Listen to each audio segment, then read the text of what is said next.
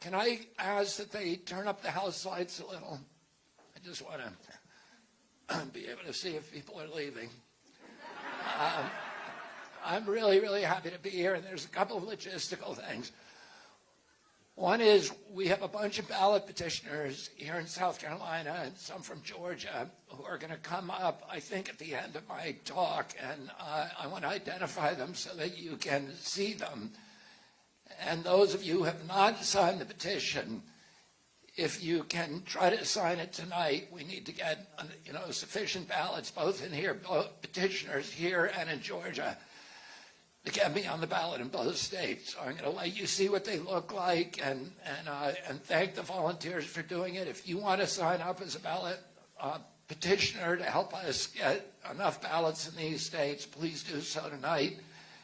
And you can look at them. You'll see who to approach. And the other thing is that I'm going to do a selfie line afterwards. So any of you who want to take a selfie picture with me, then you can, and we'll do that. We'll do it very, very quickly. This is we did 600 people in 23 minutes in Charleston. So if everybody cooperates, and this looks like a very young crowd and energetic, so we may be able to make a record tonight. But again, I want to thank all of you here, and I'm glad to see so many young people here. We've had 3 polls come out in the last 3 weeks that have been really fantastic for this campaign. The Quinnipiac poll, which came out about 2.5 weeks ago, showed me at 22%.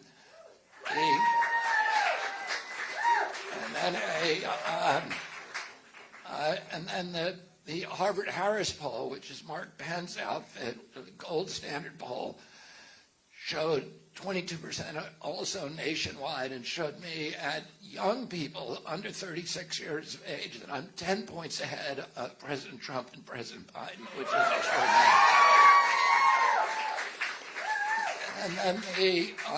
And then the New York Times Siena poll, which is a very, very powerful poll. A lot of the national polls are about 700 to 1,000 people. The Harvard poll, the New York Times poll, I think was 3,600. There are over 3,000 people, so it was really a very, very strong sampling. And that showed that in the 8 battleground states that show me an average of 24% with 20, and remember, all I have to do is get to about 37%, because you just need a plurality, and it's winner take all with the electoral votes. So I need to get to 270 electoral votes.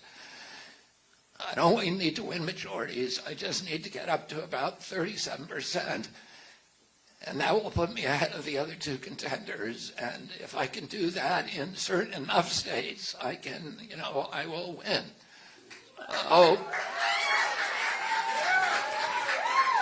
And we have 12 months to do that. So I'm in better shape than any independent for 100 years, since Teddy Roosevelt.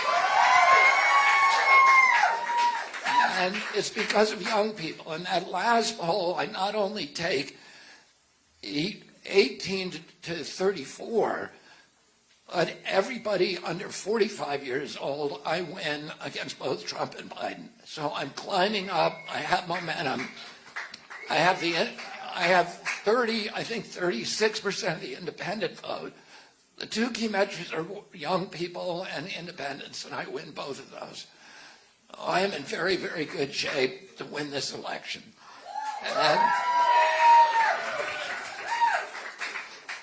And people have asked me, why do you think you're doing so well with young people?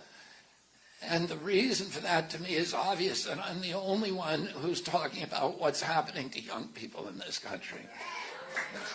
And my father used to say that the future, the promise of a nation, the present promise of a nation, can be measured by the current prospects of its young people. And today, the current prospects of our young people are the lowest they've ever been in our history. Not only because the health of young people is a cataclysm. We have now at least 54% of young people suffering from chronic disease. When my uncle was president, it was 6%. It's probably around 60% now. The last time they tested was in 2006. It went from 6% in 1960 to 11.8% had chronic disease in 1986. In 2004, it was 54%, and NIH stopped publishing that data because they do not want us to know how many young people are sick. And this is the sickest generation in history, and nobody's talking about it except for me. Nobody's talking about it. And if you're young, you look around and ask yourself, how many people do you know that have autoimmune disease? How many have peanut allergies? How many have food allergies?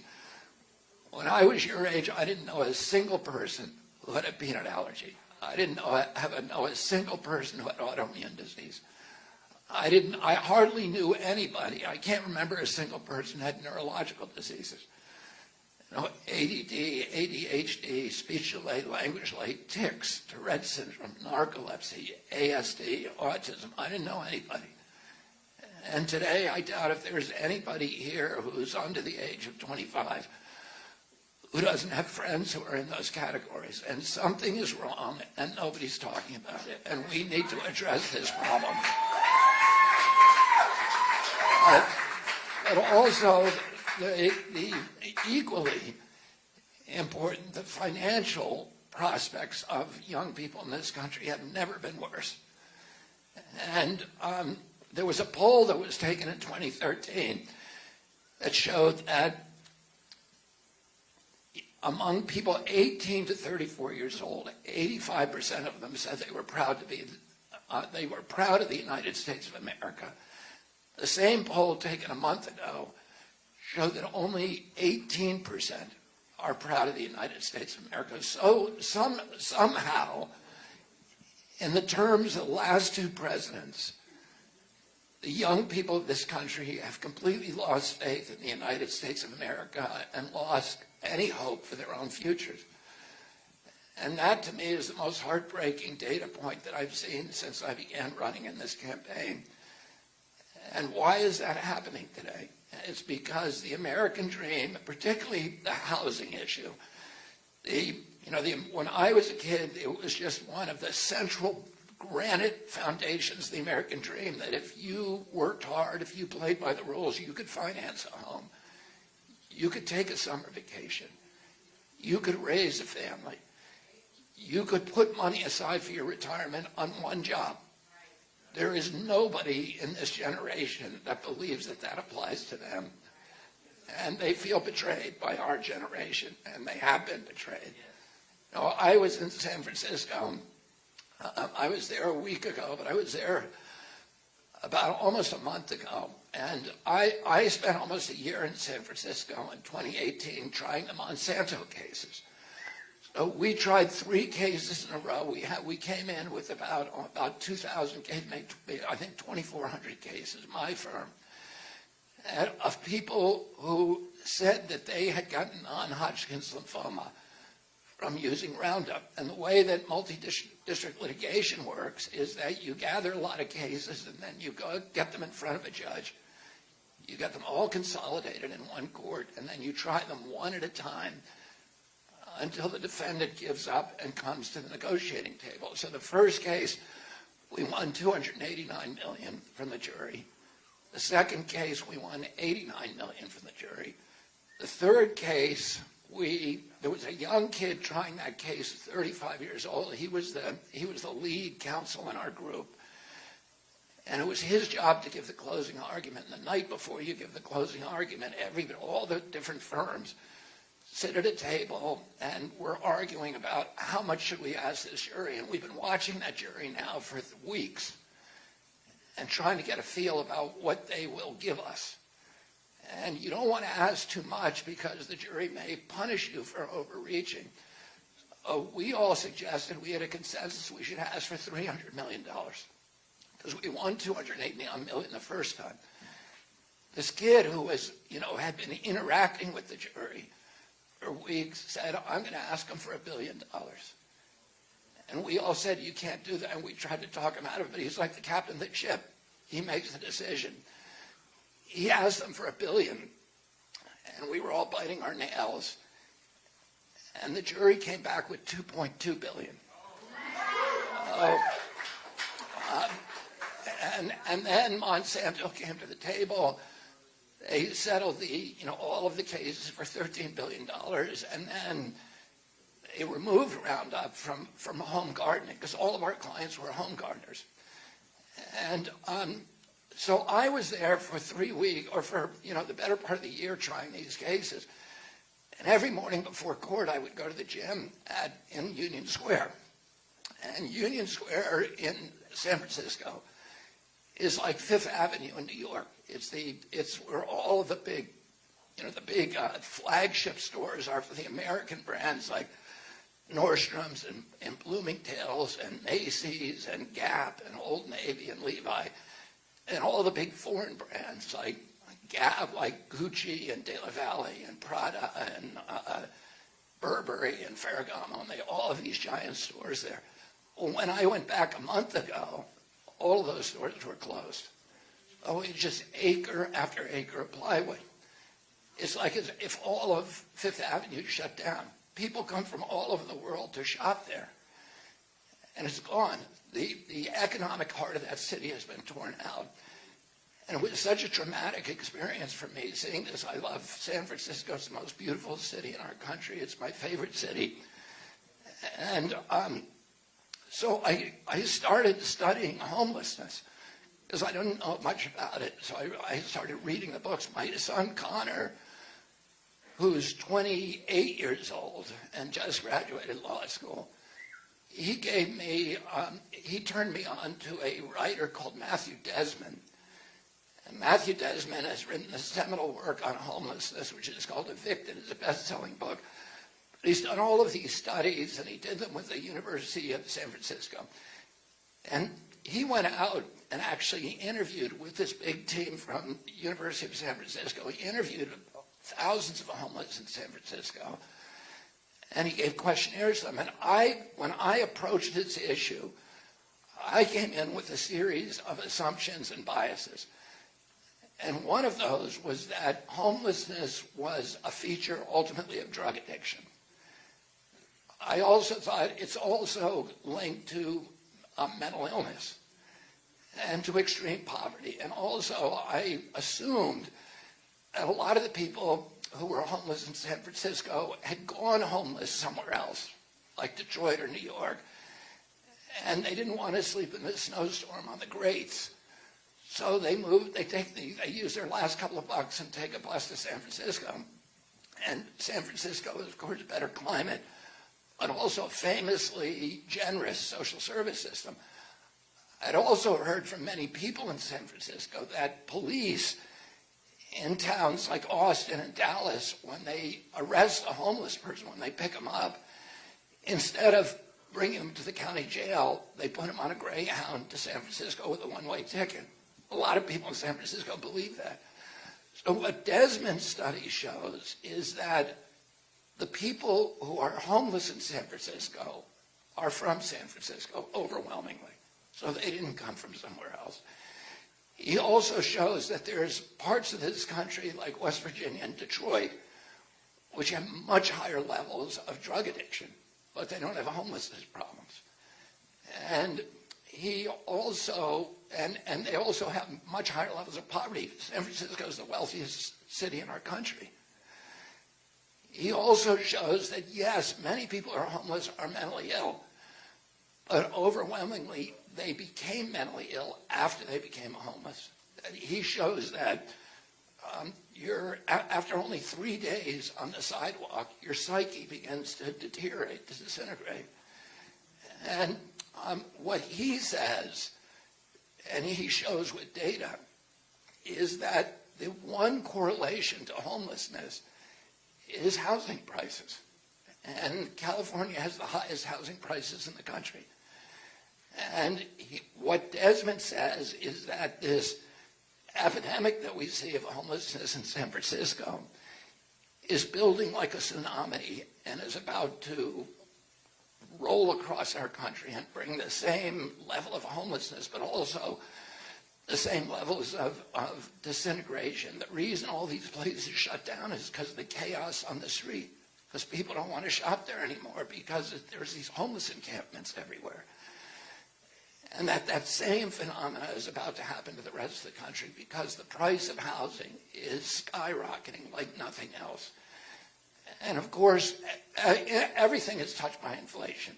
The food prices, child care, health care, everything that we do.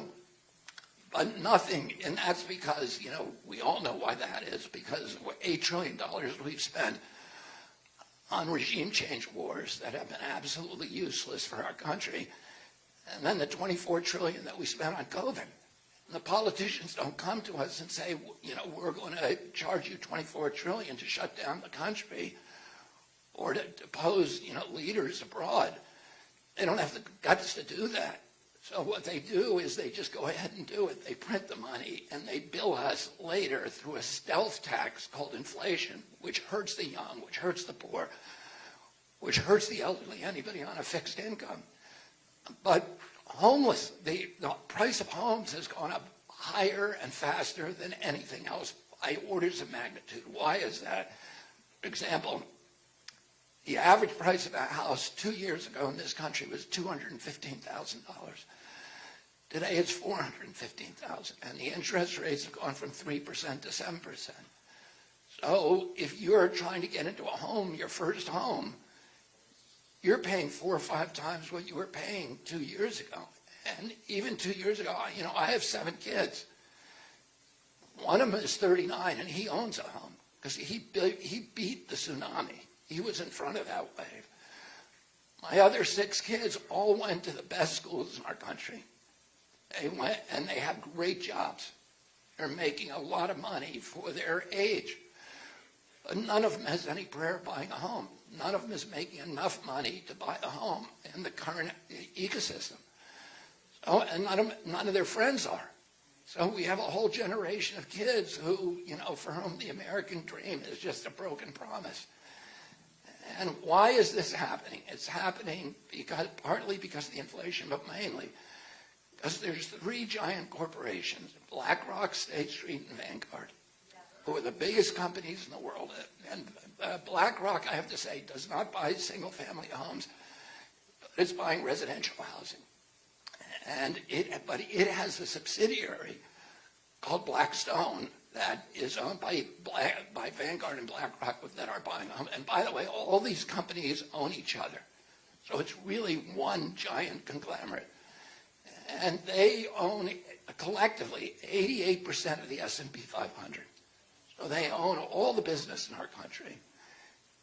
And now they want to own all the land. They're buying the agricultural land and they're buying up the single-family homes. Corporations already own about 6% of single-family homes, and that marginal purchase ownership of the homes is what's driving up the cost. And they're on trajectory. If we follow the current trajectory, within 6 years, they're going to own 40 to 60%. And we're going to go from a ownership country to a rental nation. And when that happens, we go from citizens to being subjects. Because if you own a home, you care about your community, you're invested in it. You care about your schools. You care about your hospitals, your health care. You care about the police. You care about the appearance of your property. You care about your neighbors. You go to the PTA meetings. You go to the planning board. You're part of that community. You're part of that democracy. And more importantly, you have an entree to the American capitalist system because you are able to borrow money on that asset. You have equity, so you can get a second mortgage. And if you have an entrepreneurial impulse, you have the money to pursue it.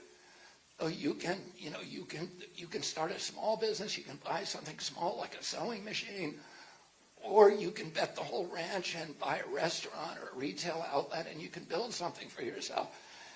And I lived at a time that economists call the Great Prosperity, which I spent most of my youth, which is a 50-year period after World War II, when the American middle class became the greatest economic engine in the history of mankind. When my uncle was president, I was a 10-year-old boy.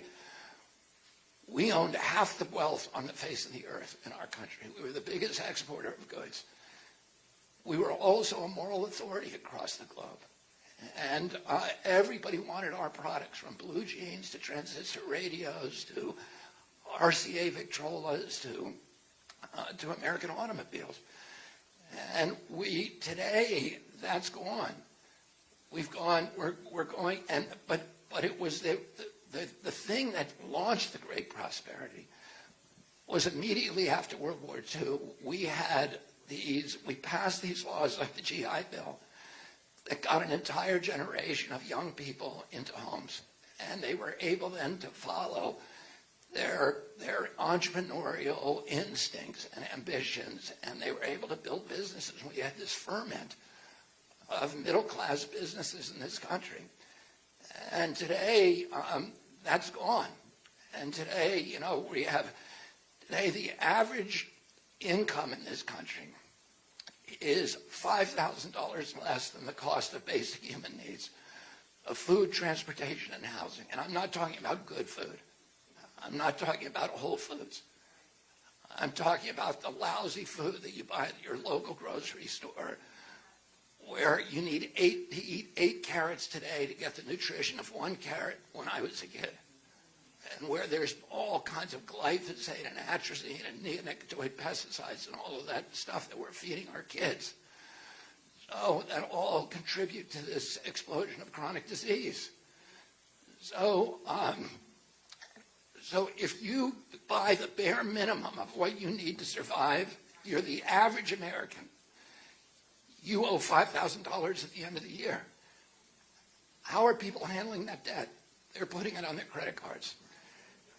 And about a month ago, we hit this milestone in this country of $1 trillion in private credit card debt. Nothing like that's ever happened. It's $330 billion added over the last 3 years. And the companies that own that debt are Visa, MasterCard, Citibank, Wells Fargo, Chase, and Morgan.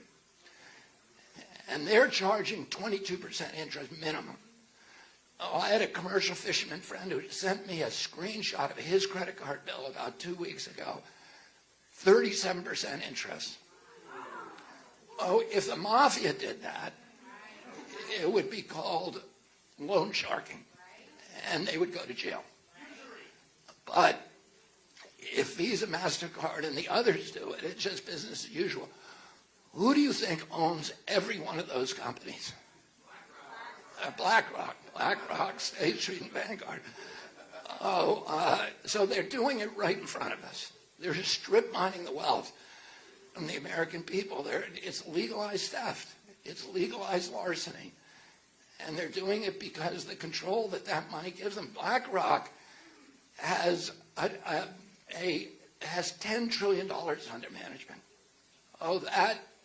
The state of California has a GDP of $3 trillion. So BlackRock is more than 3 times the state of California. It is the 3rd largest economy on earth after China and the United States.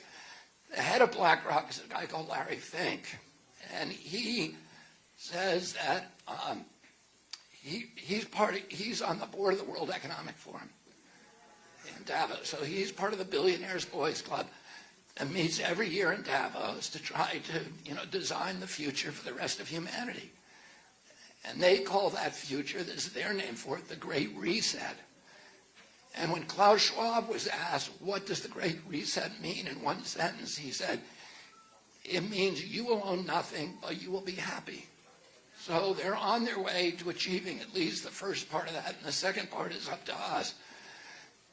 And, we're living at a time, I'm running against 2 presidents, both been president for a term, and both of them are running on this idea that they've brought great prosperity to our country.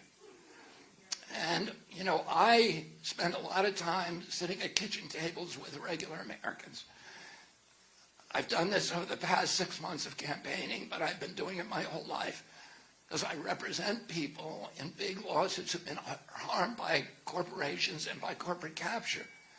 So today, I'm representing 1,000 people in Columbiana County, Ohio, from East Palestine, whose lives were upended by the Norfolk Southern spill. I represented 10,000 people on the Ohio River who were poisoned by C8, by PFAS and PFOAs from DuPont. And they made a movie about my case called Dark Waters, starring Mark Ruffalo.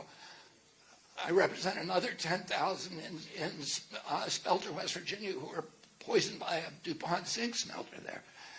Oh, I sit at kitchen tables with people, and I see people making choices that I never dreamed Americans would have to make. I see elderly people, talk to elderly people who are cutting their prescription bills in half so that they can afford food.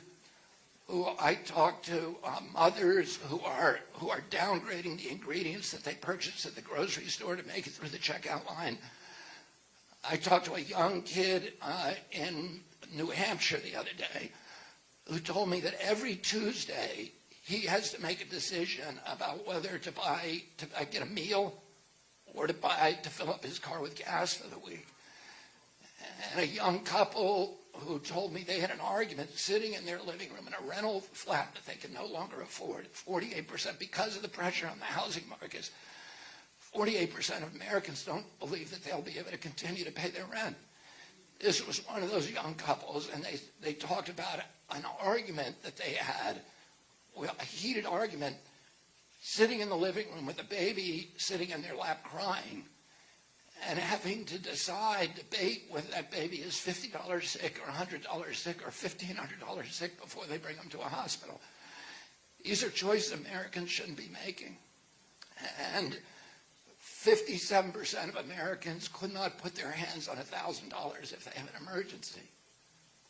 And that means, if you're in that cohort and the engine light comes on in your car, it's the apocalypse.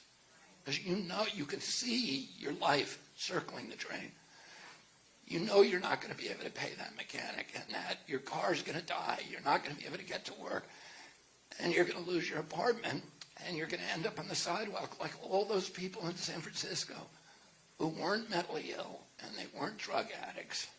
They just had bad luck. They had an engine light come on. They had 2 flat tires at the same time. And they ended up on that sidewalk. And that's where this whole generation can now see themselves.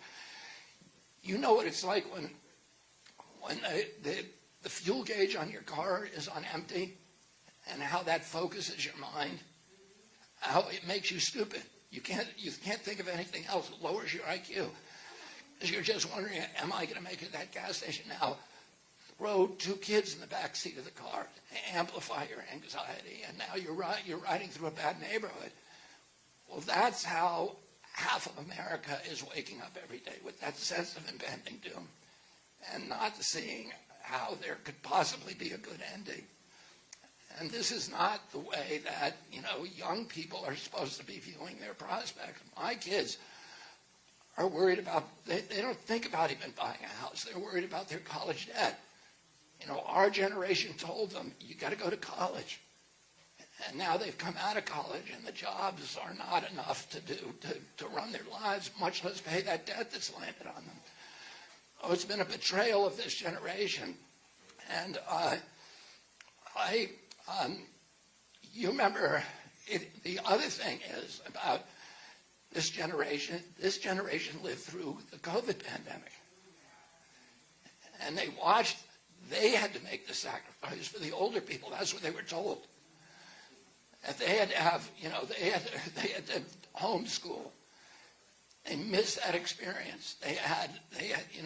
We're seeing this generation of kids that all need remedial education. They didn't get that experience, and then we closed down 3.3 million businesses without any due process, with no scientific citation, with no notice and comment rulemaking, no environmental impact statement, all the things that government is supposed to do before it asks us to make a sacrifice. None of that happened. Democracy was just one guy a 50-year bureaucrat who never won an election, who just said, everybody shut down your houses, and 2 presidents went along with him and got rolled by a bureaucracy. They never said to him, show me a scientific study that justifies this. And Amazon, who I'm suing right now,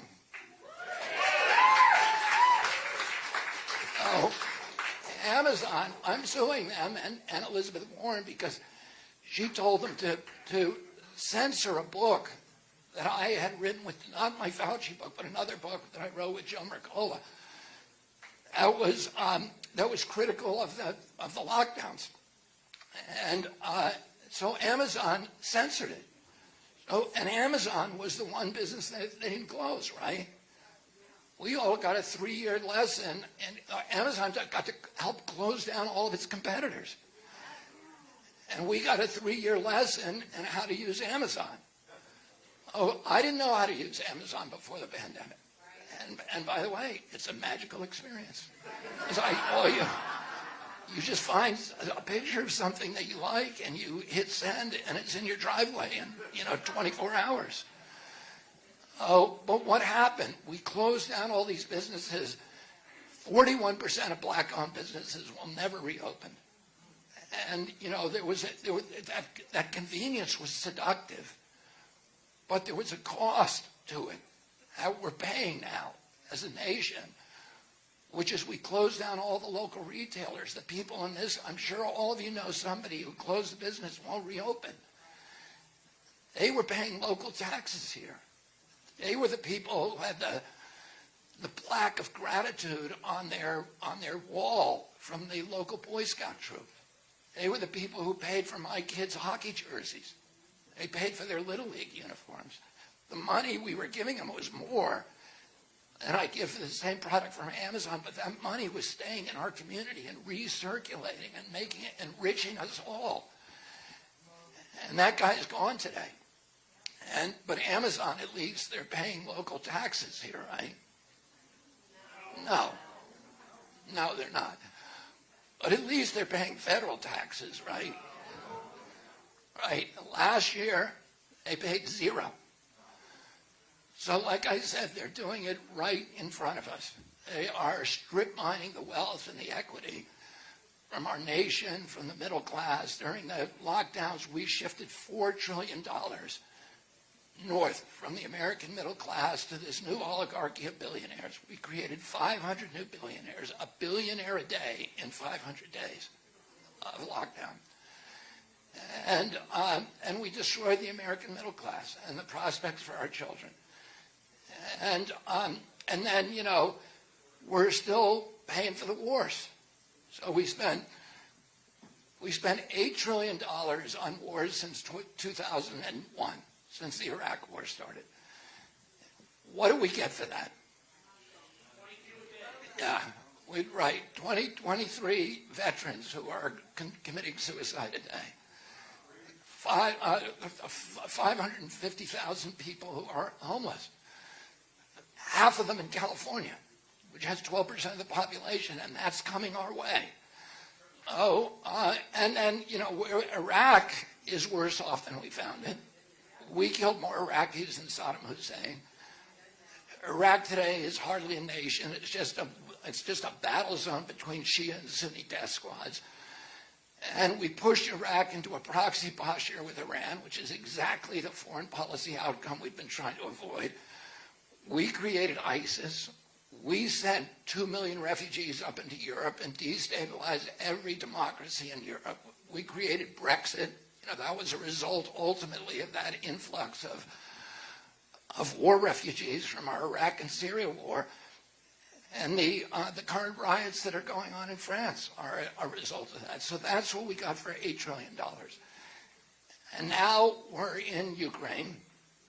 $113 billion that we committed in March of 2022. $24 billion extra that we committed a month and a half ago. And now President Biden is back asking for another $60 billion. That's going to be $200 billion for a war that should have never happened. A war that the Russians tried to settle twice. on very, very beneficial terms to us, and we made Zelensky tear up the agreements that they had signed with the Russians, and the Russians were withdrawing. And Putin every day is asking to come to the negotiating table, and Zelensky, with our support, has said there's going to be no negotiation. So this is a war that they want, and it's a war ultimately of NATO. Why do we move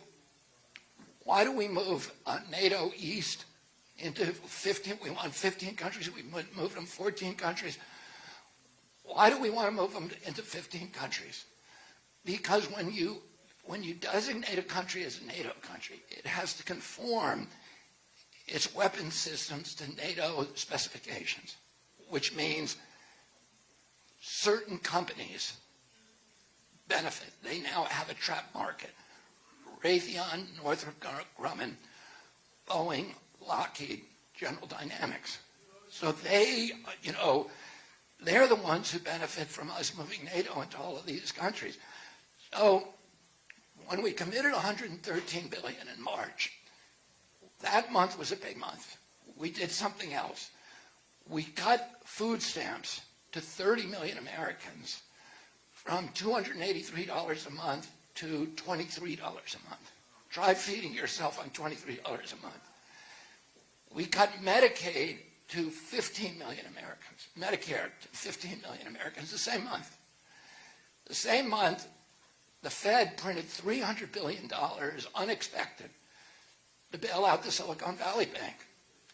So when the bankers need the money and when the military contractors need the money, the door to the safe is wide open. But when Americans are poor, when they're sick, when they're hungry, the door is slammed shut. And that month,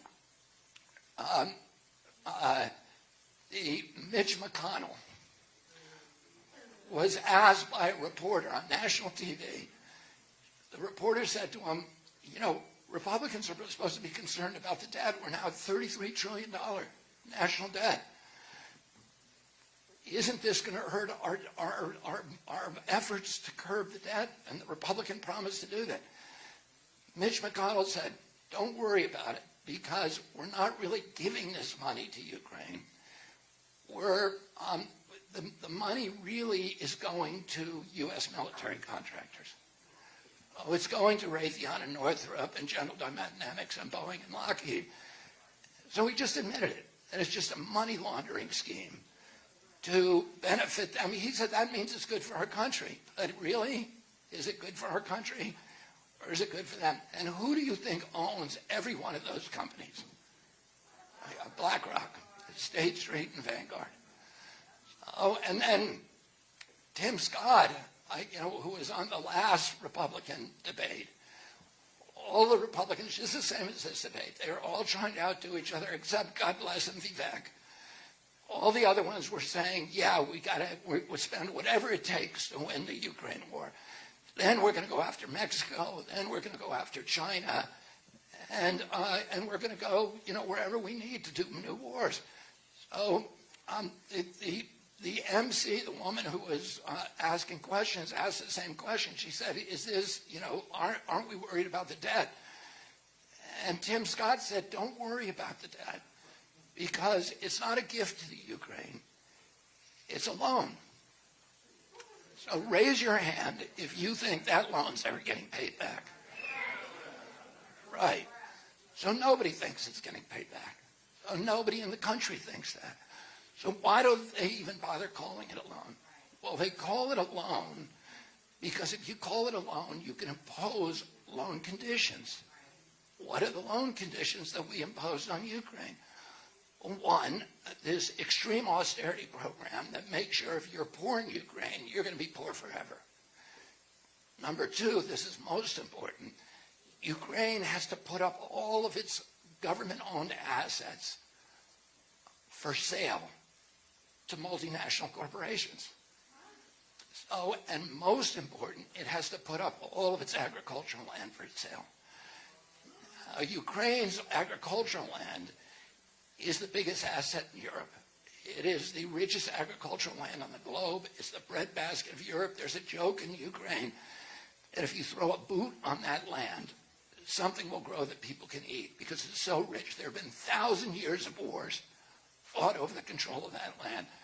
We now have 450,000 Ukrainian kids who have died to protect that land, to keep it in the control of Ukraine. And they probably don't know about this loan condition, which forces Ukraine to put all that land up to sale. 30% of it have already been sold. And who do you think the buyers are? Monsanto, DuPont, and Cargill. Who do you think owns every one of those companies? BlackRock. So, and the big expense of Ukraine is just beginning, because everybody acknowledges that the big money comes after the war, when we get to rebuild all the stuff that we destroyed. Who do you think won that contract? BlackRock. So like I said, they're doing it right in front of us. And they don't even care that we see it anymore, because they know they can get away with it. And how do they get away with that? How do they get away with this blatant destruction of all of our values, of the American middle class? They get away with it because they have a strategy. And the strategy is to keep us all hating on each other. Keep Republicans fighting Democrats, blacks against whites, to seed and amplify all of this hatred everywhere that we go, on the media that they own. We're constantly being fed these messages.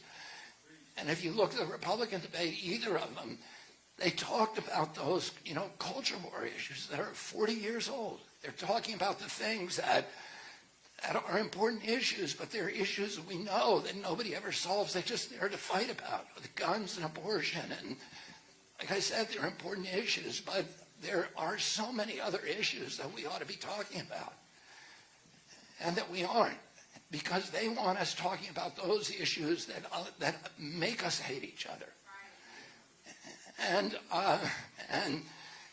if the king and queen look out over the balustrades of their castle, they see all of their subjects fighting each other, they go back to the banquet hall and they pop champagne corks, because they know nobody is coming over the wall to get them and to take back what they've stolen.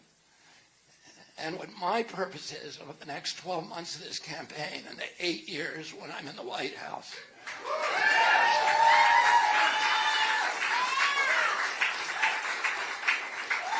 is to end the fighting with each other between Republicans and Democrats,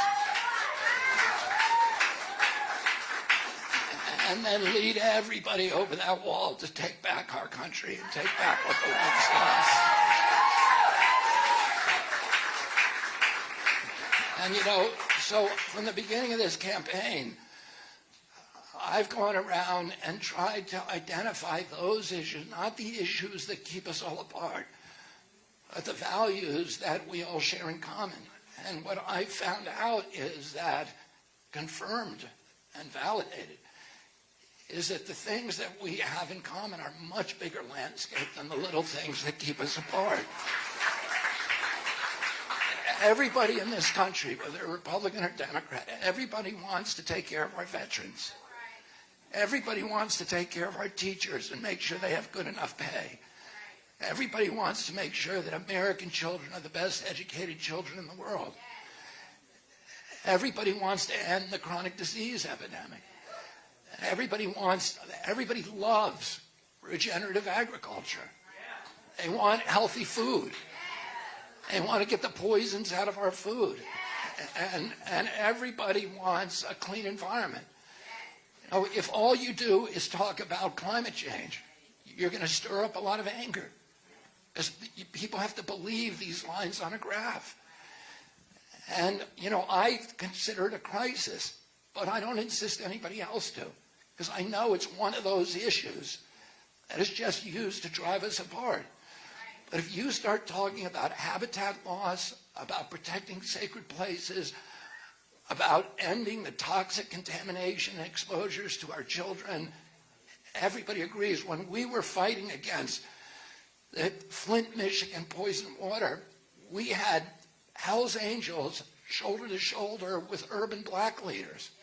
People come to, when I did Standing Rock, people came to Standing Rock from every demographic in our country and demonstrated, because we didn't characterize it as a climate issue. We said it's about protecting sacred places. If you argue against, carbon energy, people are going to be angry. But if you talk about the Appalachians, out there, the most important landscape in our country, the richest landscape in our country that now we've blown up. We explode Massey Energy, Console, and Peabody detonate enough ammonia nitrate explosives every week. It's like a Hiroshima bomb every week to blow the tops off the mountains to get at the coal seams beneath. And they have flattened an area larger than the state of Delaware. They've cut down the 500 biggest mountains in West Virginia. They've buried 2,200 miles of rivers and streams. They poisoned virtually all the water in the state. Americans don't want that. They want to protect our Purple Mountain majesty. But if you just talk about it as a climate issue, it just makes people angry. But if you talk about it as habitat and protecting our water, our air, our Purple Mountain's majesty, everybody wants that. Everybody wants to end the warfare state. Nobody wants eternal wars in our country. And everybody wants to end this corrupt merger of state and corporate power. And nobody else is talking about these issues. They're all talking about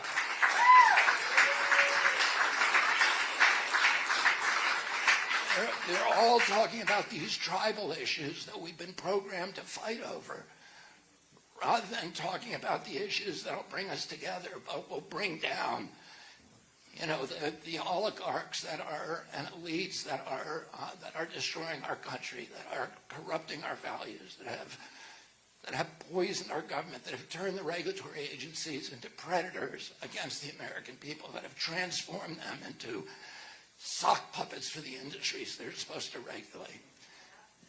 And I feel, I ran for president, made this decision to run because I felt like I was in a unique position not only to communicate these things to the American public, but also to fix them.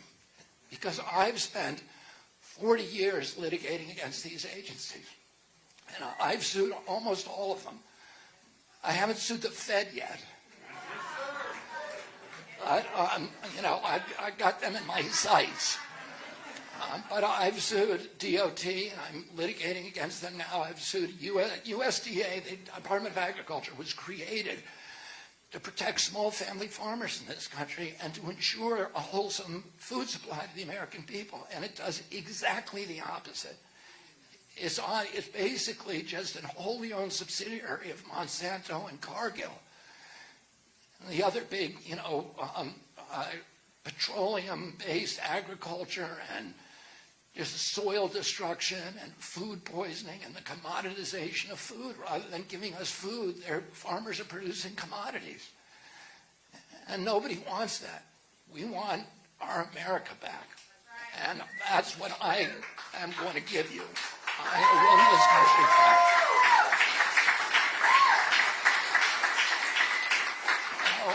I've litigated against I just won a case in the Court of Appeals against FCC, the Federal Communications Commission, for lying to the American public about the dangers of cell phone radiation. I've sued CDC repeatedly and won. I've sued EPA repeatedly and won. NIH, FDA, all of these agencies. And when you litigate against them, it's like getting a PhD in corporate capture.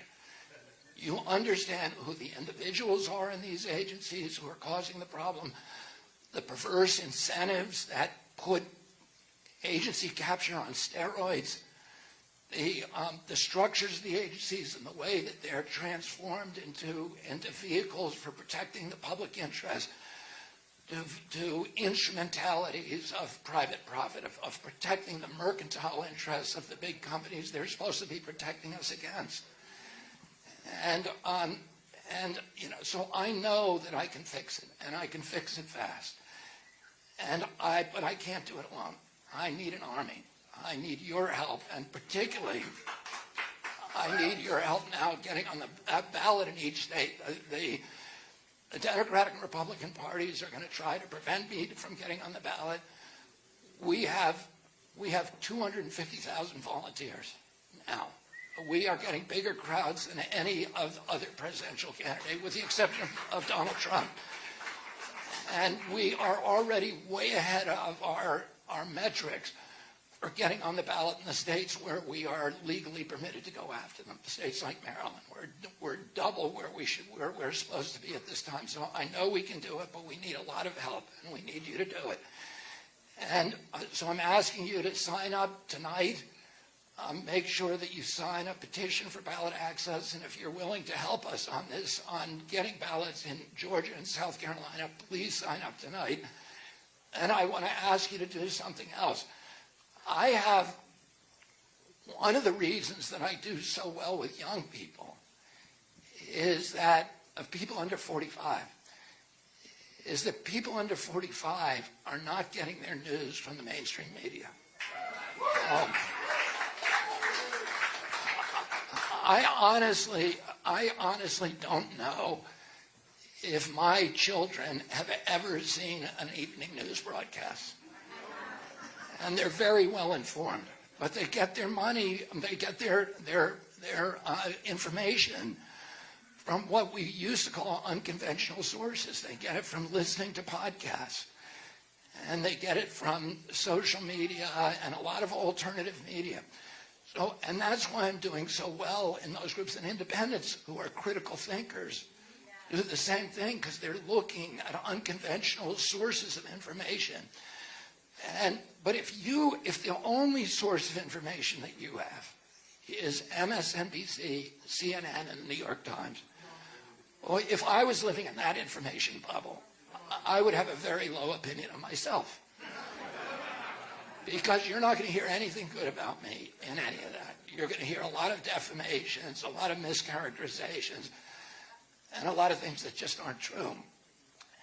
And what we find is that when we can convince those people to watch a podcast, to watch Joe Rogan's, Jordan Peterson, to watch me on it, to watch Tucker Carlson, to watch Aubrey Marcus, or one of those long-form interviews, that they have a very, very high and very quick conversion rate.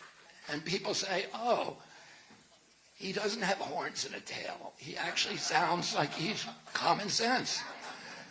So what we need to do over the next 12 months is get a critical mass of those baby boomers to watch those podcasts and to look at other forms of information, which there's this kind of tribal religious orthodoxy that says if you even suggest an alternative, that you're a dangerous person. We have to break through to those people. And so what I'm asking you to do is to go to wear some of our merch. There's these guys out here who are selling great merch. We don't make any money from them. I wish we had that idea, but it's really good merch that they have. Or get it from our campaign. Go on the Kennedy 24 website, wear a button, wear a cap, wear a shirt, a t-shirt, or a sweatshirt. Put a bumper sticker on your card. Pick up tonight a lawn sign, and give my campaign visibility. And then what's going to happen is most people who are wearing the merch will tell you is that you get a lot of thumbs up and a lot of high signs. And occasionally, maybe once a day, somebody comes up and says, why are you for him? Isn't he crazy? And you can say to them, just look at 10 minutes of this video. And the conversion rate is enormous. We need people to go out from each one of these rallies, and if you believe in this campaign, if you want to be part of the Army, the uniform is wear something or display something and engage people and try to convince them to look at other sources. And we only need to get a few of those baby boomers, 15 or 20%, and we win. So I'm asking all you energetic young people, stand up for your generation. Let's, I want to give you back the American dream. If you elect me president, I'm going to make you my priority. You're going to get back your country.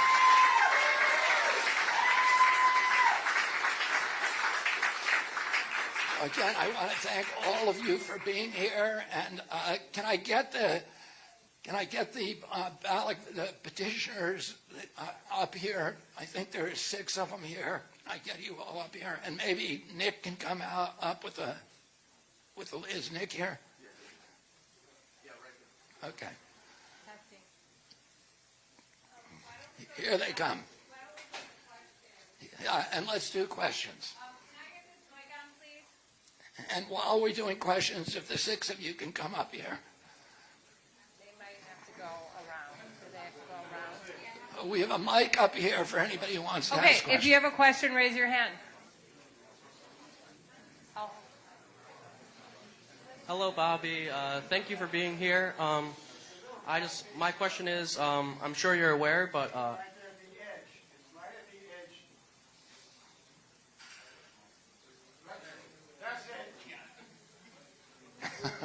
All right, here we go. anywho, antibiotic resistance is a growing issue in the United States. Pharmaceutical companies are corrupt, and they're essentially unwilling to develop any new antibiotics because it doesn't profit them. So when you become elected president, what are you going to do to keep the antibiotics being effective in the future? That's been a concern. The question is about antibiotic resistance. It's been something I've been speaking out against for many, many years, and probably the worst contributor to antibiotic resistance is the use in CAFOs, in concentrated animal feeding operations, of subtherapeutic antibiotics. And what the farm industry, industrial farming, factory farming has learned is that if you give animals subtherapeutic antibiotics, in other words, under the therapeutic level, it kills certain fauna in their stomach. That affects their digestion, and it makes them gain weight very, very fast. So there's this practice of giving commonly prescribed antibiotics in subtherapeutic levels to farm animals in concentrations. Now, if you wanted to do the worst thing imaginable in terms of breeding antibiotic superbugs, that would be it, because you've got a lot of crowded animals in one place in filthy conditions where they're surrounded by sewage, which are breeding vectors for new types of bacteria. And you're exposing the bacteria to low enough levels that they can adapt and develop superbugs. And then when you start giving these same antibiotics to humans, you find out that they don't work anymore. They don't work against MRSA, they don't work against streptococcus, or any of the. And I have a friend who's in the hospital, went to the hospital last night, a guy who was working on the documentary of my campaign, who is now hospitalized and with his, potentially his life in danger because of an antibiotic-resistant bacteria. And, it's insane what we're doing. It should be illegal, and I will do everything I can to make sure that that is regulated and becomes illegal. We don't give subtherapeutic antibiotics, and the overuse of antibiotics. We overuse it for everything, for earaches, for kids, for all of these things. What we find is that the kids who are exposed to it are less healthy over the long term. That our bodies are meant to be exposed to illnesses and germs and then to recover, and that actually fortifies and strengthens our immune system. We need science-based medicine. We need evidence-based medicine. And instead of medical policies that are designed to advance the profits of the pharmaceutical industry, which is what we have now. Okay, next question here. Can you guys all kind of stand up here so everybody can see you? And Nick, will you introduce everybody? All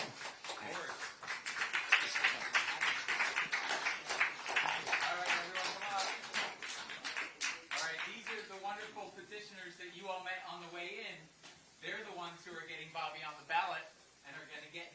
elected as the next president of the United States.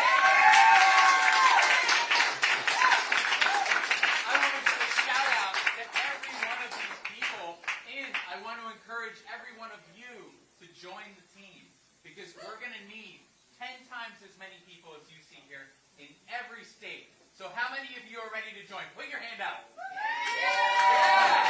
That's what I'm talking about. All right. Should they sign up with you, or? You're going to sign. Come find us afterwards. We're going to be in the back when you're walking out, okay? Come find me, David. Come find Emma. All right? The three of us will be there, all right? You'll sign up with us before you leave? Yeah! Okay, great. If everyone does 10 signatures a week, we're done with South Carolina before January.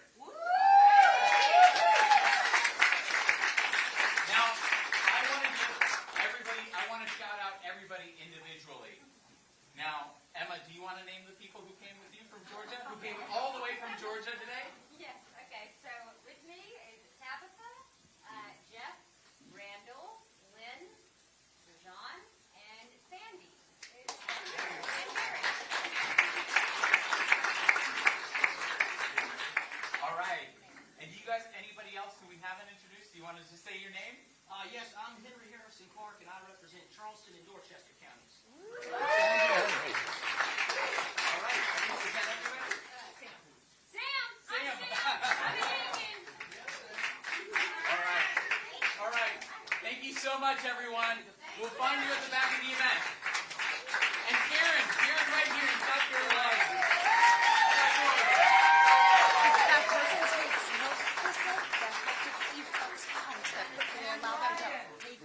Hey, Ryan.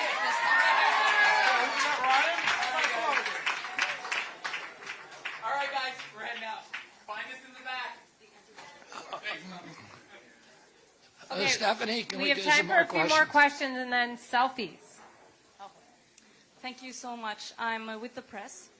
How do you feel about being the first candidate that might make a Democrat lose the presidential race and then possibly make Trump win? I don't know. I intend to win myself.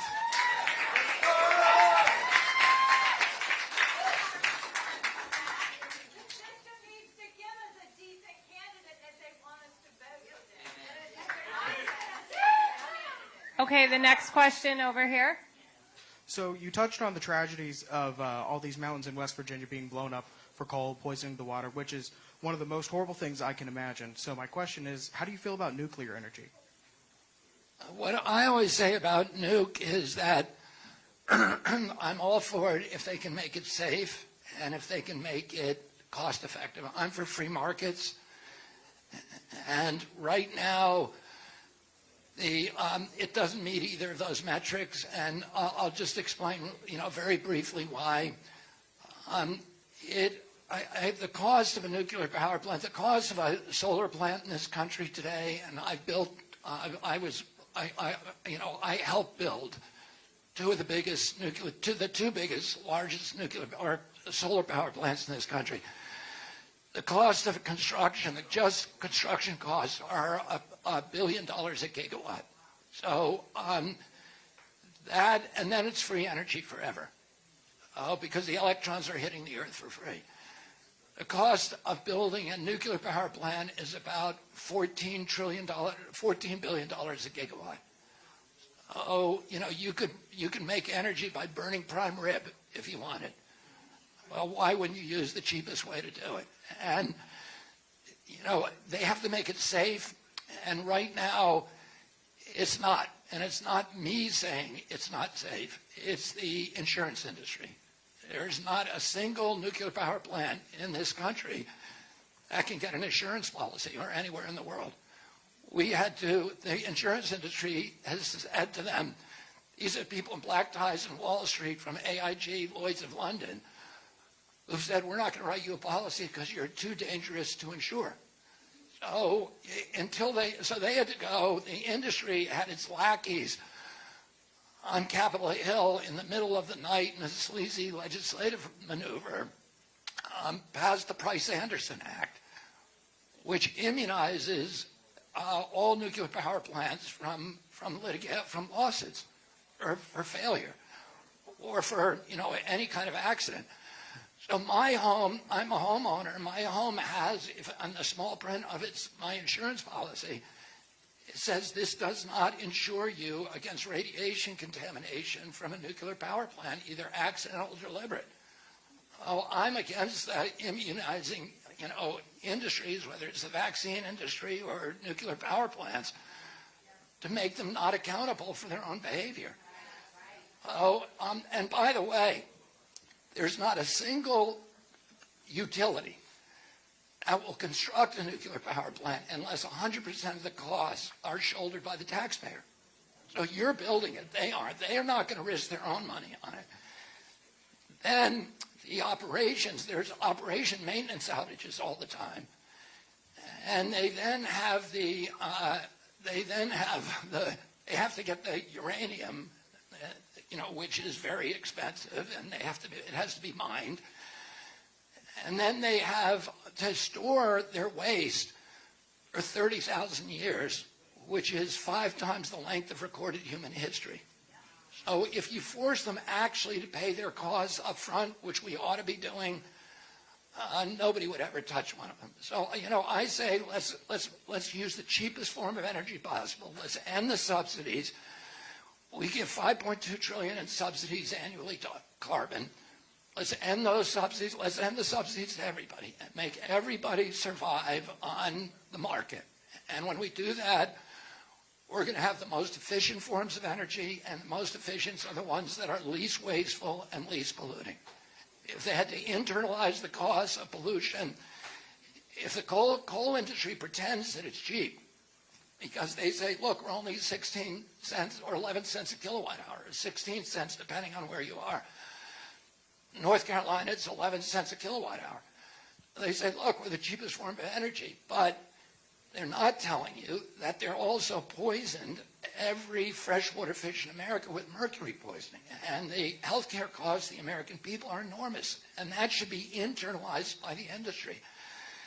They have destroyed the forest cover on the high peaks of the Appalachians from Georgia to northern Quebec from acid rain. They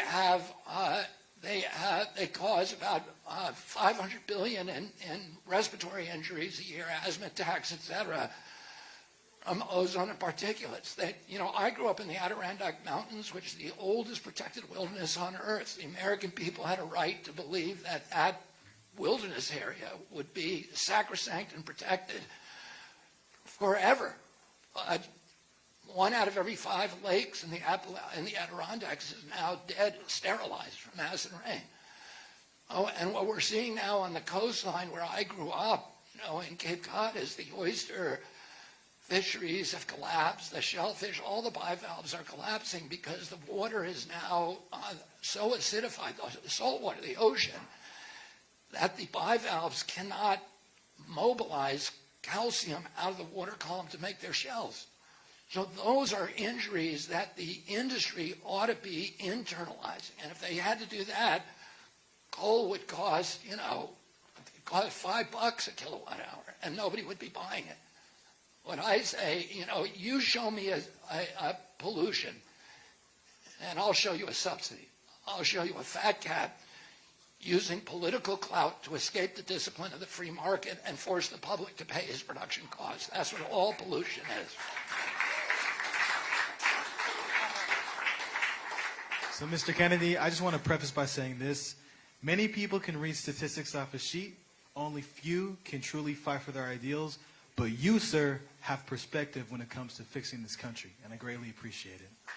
Thank you very, very much. So the question I would like to ask is, for those that are young, that can't quite be president yet, but still want to make a difference in their state, fighting the corruption in politics, what advice would you give them? Join the campaign. Sign up at Kennedy24.com, and I hope to see you on the barricades on the wall. Thank you very much. What's your name? Jonathan Thomas Bruce. Good to meet you. I hope our paths cross. Thank you, Jonathan. Okay, one last question, then we're going to do selfie. It's more of just a comment. It's about housing. I'm a retired California realtor, and I watched as this whole thing has exploded. And a big thing that is different here in South Carolina is if you're owner-occupied, you pay much lower property tax. You pay 5 times as much if it's non-owner-occupied. If California would just implement that, it would really slow down the housing crisis. They don't keep people in their houses longer. If we had lower tax. So I don't know if there's some way you could just implement that throughout the country. What we will look at it, we're looking at every good idea on housing. You know, one of the many things you can read about on our website is that one of the things, the reforms I'm going to do is I'm going to create a 3% mortgage payment for young people, for first-time home buyers. And the way I'm going to do that is not by raising the debt to finance it, but by selling a new class of T-bills at 3% tax-free, so the market will pay for it. You know that if you have a rich uncle who will co-sign your mortgage, you can get a much lower rate. Now, BlackRock and Blackstone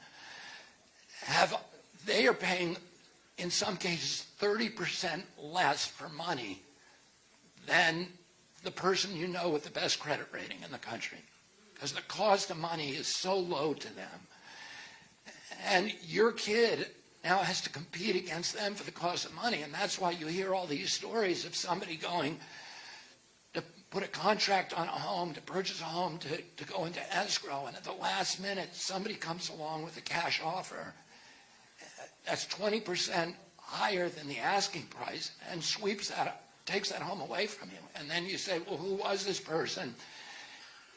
And it turns out to be an LLC with an ambiguous name. And then if you follow the breadcrumbs, it takes you back to Blackstone, BlackRock, Vanguard, and State Street. And they're able to do that because they're paying less for interest rates than anybody else, so they can outcompete the whole market. What I'm going to do is, one, fix the tax code to make it less beneficial for corporations to buy single-family homes, but also and to make them competitive. But also to offer these 3% mortgages. You know, if you, like I said, if you have a rich uncle, you can get a much cheaper rate because the bank is basing your interest rate on not on your lousy credit rating, but on your uncle's great credit rating. Well, I'm going to give everybody a rich uncle, which is Uncle Sam, by getting Uncle Sam to co-sign the mortgage rate. And we did this with Fannie Mae and Freddie Mac on a limited basis, and guess what? And then if you default, the government owns your home. And Fannie Mae and Freddie Mac now have a $100 billion surplus from selling those homes. So, and I'm going to use that money to make housing cheaper, but I'm going to give this 3% mortgage starting out with teachers, but also young people who are getting in the homes for the first time, so that everybody can get into a home. Thank you all very, very much, and I'll see you out here in a minute. Let's give it up for the future President of the United States, Robert F. Kennedy, Jr.